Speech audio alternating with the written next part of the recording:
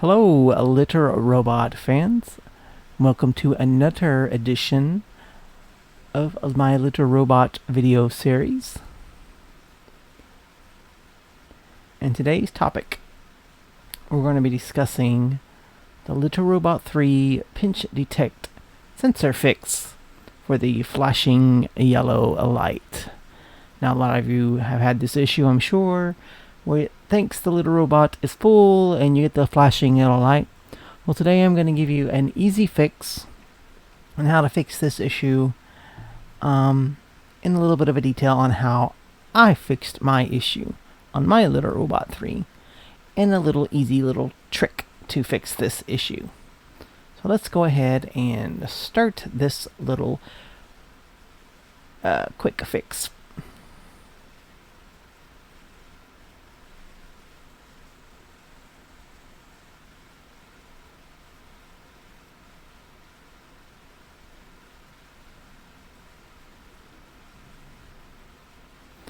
Alright, so as Spirit comes dashing out of the closet, first thing we want to do is power off your unit, and we want to remove the bonnet and remove the globe and set those aside really quick.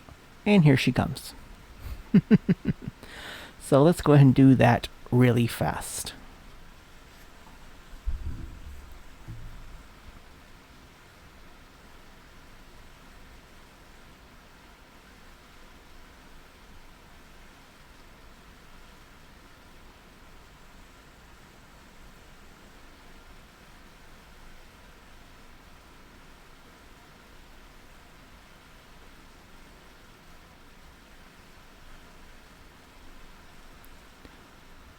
Fantastic.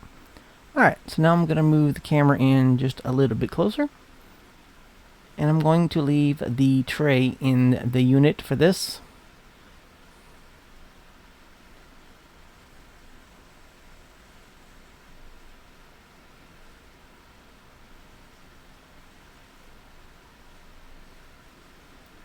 She's very curious, obviously, as to what I'm doing. She's like, "You took apart my litter box, Daddy." What are you doing? Alright, so now I'm going to move it in a little closer here and get a little bit of an angle here. Now on the left side of your litter robot is where your pinch sensor detector is.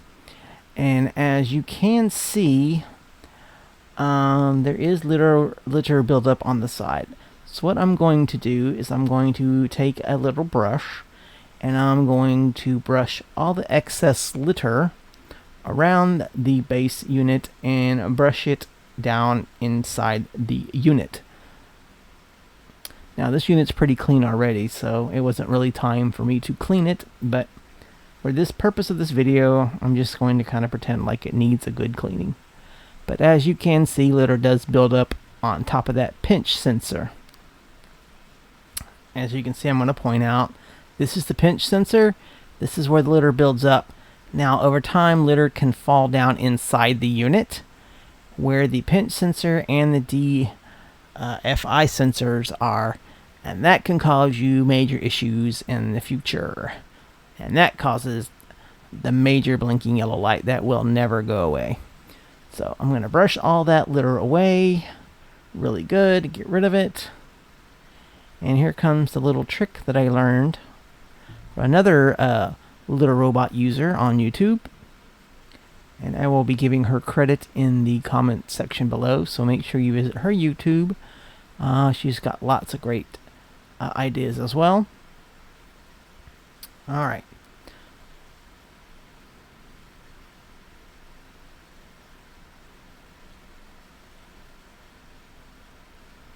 Alright, so now I'm going to take, really quick, some disinfectant wipes.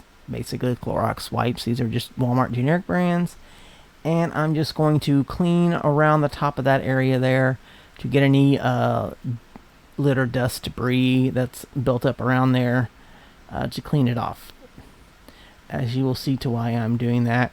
And I'm also just going to wipe around the outer inside part there to get the other areas cleaned really quick as well.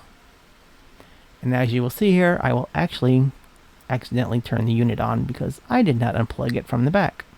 Shame, shame. But of course it will not do anything since the bonnet and the globe are off the base. Boop. Alright, so I went ahead and pre-cut this piece.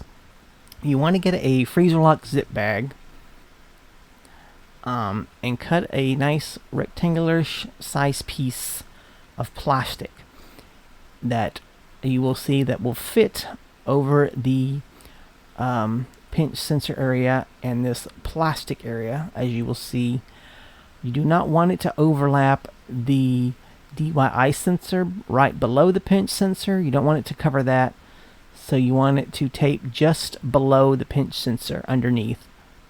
I've already got my tape on it. As you can see, I just used some clear packing tape and I just kind of cut a couple pieces off of it, place it on the top and the bottom. You do not want that to go over into the trough where it turns. As you can see, I tried not to get my arm in the way. And you can kind of adjust it. So I taped it just slightly below the pinch sensor arm there and taped it right underneath. You don't want to get it super tight, the plastic super tight. You want just a slight bit of flex in there, but not super loose either. You don't want to really use flimsy Ziploc bags because that can come loose and it'll tear it off and throw it down inside, and then you'll just have to go back and use it. So that's why I do recommend the freezer lock bag, because they're a little bit tougher. So as you can see me shaking my finger, you don't want it to go inside the trough. You want to keep it just to the inside of that, right on the inside of that. You may have to just trim the bag a little bit as you go to make it fit properly inside. Alright, oops, and as I bumped the camera there. Alright, so once you have it taped down in there really good with some tape, you're pretty much done. And what that does is that keeps the litter from falling inside the unit and on top of the pinch sensor. So basically it just slides down and falls down inside the unit, and inside the tray at the bottom. And that causes you, prevents you from having a big headache later on down the road. So it's a big plus. Alright, so now once we got that done, we're ready to pick the unit back together. So I'm going to go ahead and back the camera up. And we're going to go ahead and put the globe and the bonnet back on. And we should be good to go.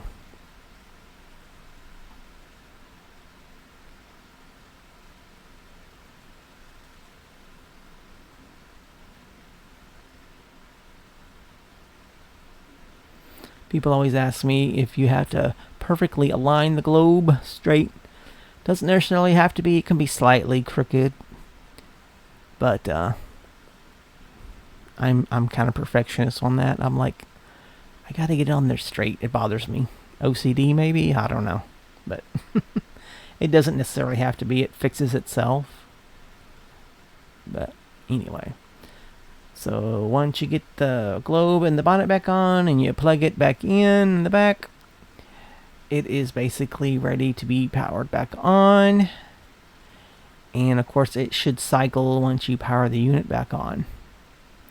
And you should be good to go.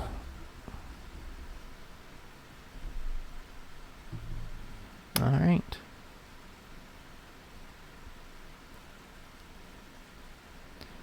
I will just let it go ahead and cycle just to be safe, because I wanted to make sure that it did not tear the bag. If for some reason your globe tears the bag loose from its place, you may have had it either too loose or you may have had it too tight to where it touched the bag, so you might have to adjust that again. but in this particular cycle, it did fine.